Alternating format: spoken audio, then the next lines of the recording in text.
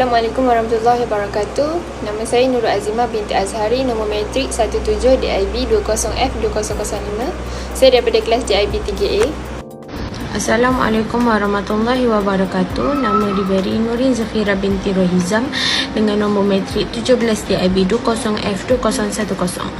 Assalamualaikum warahmatullahi wabarakatuh. Nama saya Nur Alisha Raisrada binti Abdul Hadi. Nombor matrik saya 17 DIB 20F2022. Assalamualaikum. Nama saya Nurul Aidi Izazi binti Nudin. Nombor matrik 17 DIB 20F2006. Bila pada slide yang pertama, saya akan menerangkan pengertian mudharabah. Mudharabah adalah akad kerjasama antara dua pihak di mana pihak yang pertama berperanan sebagai pengeluar modal dan pihak yang kedua berperanan sebagai orang yang bertanggungjawab dalam menguruskan modal tersebut.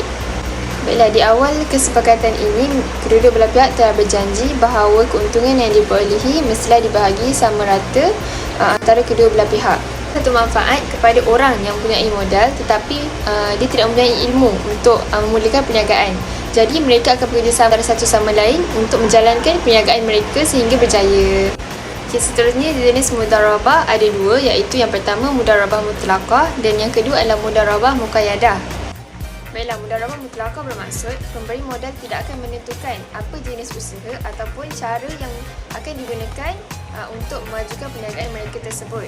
Dan mudharabah muqayyadah bermaksud usaha dan cara akan ditentukan oleh pemberi modal dan penerima modal hanyalah menjalankan tugas ataupun menjalankan perniagaan mereka mengikut apa yang telah ditentukan oleh pemberi modal sahaja. Dan seterusnya adalah punca-punca terbatalnya mudharabah. Yang pertama, tidak mengikuti syarat sah mudharabah. Yang kedua, pemilik modal ataupun penerima modal meninggal dunia. Dan yang ketiga, pemilik modal ataupun penerima modal tidak menjalankan tugas dalam memelihara modal ataupun menjalankan perniagaan mereka seperti yang telah dijanjikan pada awal-awal kesepakatan mereka. Seterusnya adalah rukun mudharabah. Yang pertama adalah syahibul mal, iaitu pemilik modal, dan mudharib, iaitu pengusaha modal. Syahibul mal dan mudharib mestilah seorang yang dewasa dan waras dan berfikiran waras. Syahibul mal mestilah sedia menyerahkan modalnya kepada mudharib dengan jumlah yang telah dipersetujui. Dan mudharib mestilah boleh menguruskan aktiviti ekonomi tanpa campur tangan pemodal. Rukun yang kedua adalah modal. Modal mestilah diketahui dengan pasti, iaitu termasuk dengan jenis mata wang dan jumlah modal yang diperlukan. Yang ketiga adalah kontrak. Kontrak itu adalah ijab dan kabul, iaitu tawaran dan penerimaan. Ijab dan kabul boleh dilakukan secara bertulis ataupun lisan dengan menggunakan bahasa yang mudah difahami oleh kedua-dua belah pihak. Yang keempat adalah nisbah keuntungan. Nisbah keuntungan akan dibahagikan mengikut perjanjian yang telah dipersetujui. Rukun yang terakhir adalah aktiviti perniagaan. Aktiviti perniagaan ini akan diuruskan oleh mudharib, iaitu pengurus modal, tanpa campur tangan syahibul mal. Syahibul mal ni dia hanya boleh mengawasi aktiviti perniagaan tersebut. Dia tak boleh campur tangan dalam perniagaan yang diuruskan oleh mudharib. Seterusnya adalah pembatalan dan penamatan mudharabah. Mudharabah akan terbatal apabila dilucutkan kuasa, gila atau hilang akal, meninggal dunia dan rosak modal di tangan pengusaha modal, iaitu mudharib. Contoh mudharabah adalah pihak bank bertindak sebagai penyumbang modal kepada mudharib, iaitu pengurus modal, dengan menyediakan pembiayaan atas konsep mudharabah yang berkongsi keuntungan mengikut persetujuan kedua-dua belah pihak. Seperti mana firman Allah Subhanahu Wa Taala, "Fa in amina ba'dukum ba'da falyu'addil ladzi tumina amanatuhu wal yattaqillah rabbahu." Yang bermaksud, jika sebahagian kamu mempercayai sebahagian yang lain, hendaklah yang dipercayai itu menunaikan amanatnya dan hendaklah ia bertakwa kepada Allah Subhanahu Wa Taala Tuhannya. Surah Al-Baqarah ayat 283. Seterusnya, terdapat serta ajil yang menunjukkan perniagaan yang melibatkan mudharabah, iaitu mudharib memohon pembiayaan daripada syahibul mal. Kemudian syahibul mal meluluskan permohonan tersebut supaya mudharib dapat menjalankan perniagaannya. Di situ ada terdapat keuntungan. Keuntungan mereka akan dibahagikan mengikut nisbah yang telah dipersetujui. Apabila terdapat kerugian tersebut akan ditanggung oleh syahibul mal. Jika kerugian tersebut bukan melibatkan kecuaian mudharib. Pengertian masyarakat yang umum ialah berasal daripada perkataan Arab syirkah yang bermaksud perkongsian. Bagi ulama Malikiyah pula, musyarakah ialah keizinan untuk bertindak secara rasmi bagi dua orang dalam menguruskan harta masing-masing.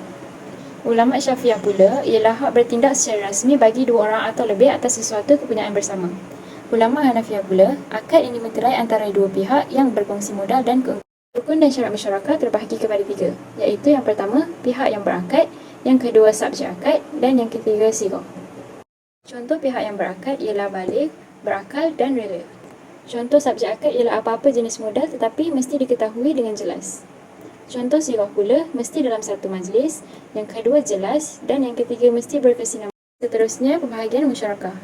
Yang pertama, syarikat al-amlak iaitu perkongsian pemilikan.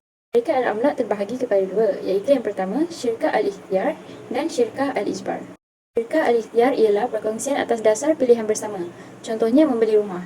Syirkah al-ijbar pula ialah perkongsian secara paksa ataupun berkongsi hak perwarisan. Syarikah al-uqud terbahagi kepada empat. Yang pertama, syarikah al-abadan. Yang kedua, syarikah al-mufawadah. Yang ketiga, syarikah al-wujuh. Dan yang terakhir, syarikah al-inan. Bagi syarikah al-abadan, perkongsian untuk menerima pekerjaan, sumbang kepakaran tanpa modal. Bagi syarikah al-mufawadah, persamaan, perlu sama dari semua sudut. Untung, modal, rugi, mestilah sama rata. Seterusnya, syarikah al-wujuh, perkongsian yang tidak mempunyai modal sama sekali, pembelian secara kredit, serta menjualnya dengan harga tunai. Yang terakhir, syarikah al-inan, keuntungan dibahagikan bersama, boleh dibahagikan modal dan untung mengikut perjanjian yang ditentukan, tak perlu sama rata. Syarat pembahagian keuntungan dan kerugian. Keuntungan, jelas dan diketahui rakan kongsi dalam bentuk peratusan atau nisbah dari jumlah sebenar untung. Bagi kerugian pula, setiap rakan kongsi menanggung kerugian mengikut peratus modal. Tanggung rugi dahulu untuk diberi kemudian. Jika hasil tidak cukup untuk tanggung rugi, akan diambil dari harta persendirian rakan kongsi. Di sini menunjukkan carta alih perniagaan yang melibatkan dalam musyarakah. Bagi penamatan musyarakah, kematian atau hilang kelayakan salah satu rakan kongsi apabila salah satu pihak menjadi muflis. Jika tamatkan kontrak, aset akan dicairkan, liability akan ditanggung bersama dan akan berlakunya pemulangan modal. Rakan kongsi melakukan tanggungjawab atau tamat tempoh kontrak. Persetujuan bersama akan tamatkan kontrak. Permintaan rakan kongsi yang lain akan bersetuju untuk tamatkan kontrak. Jika ada untung, akan dibahagikan mengikut kontrak. Jika rugi, semua rakan kongsi akan ditanggung kerugian. Dalam hadis, Rasulullah SAW mengabarkan bahawa Allah Subhanahu Taala bersama orang-orang yang bersyirkah dalam kebaikan, termasuk dalam bisnes, selama pihak yang bersyirkah tidak saling berkhianat. Hadis riwayat Abu Daud dari Abu Hurairah, Rasulullah SAW berkata, Inna Allah Ta'ala yakul, Ana salisun syarikaini ma'alam, yahun ahaduhuma sahibahu. Fa'iza khana ahaduhuma sahibahu harajatu min bainihima. Allah Subhanahu Ta'ala berfirman, Aku adalah pihak ketiga dari dua orang yang bersyarikat selama salah satu pihak tidak berkhianat pihak yang lain. Jika salah satu pihak telah berkhianat, aku keluar dari mereka. Hadis riwayat Abu Daud yang disahihkan oleh Al-Hakim dari Abu Hurairah.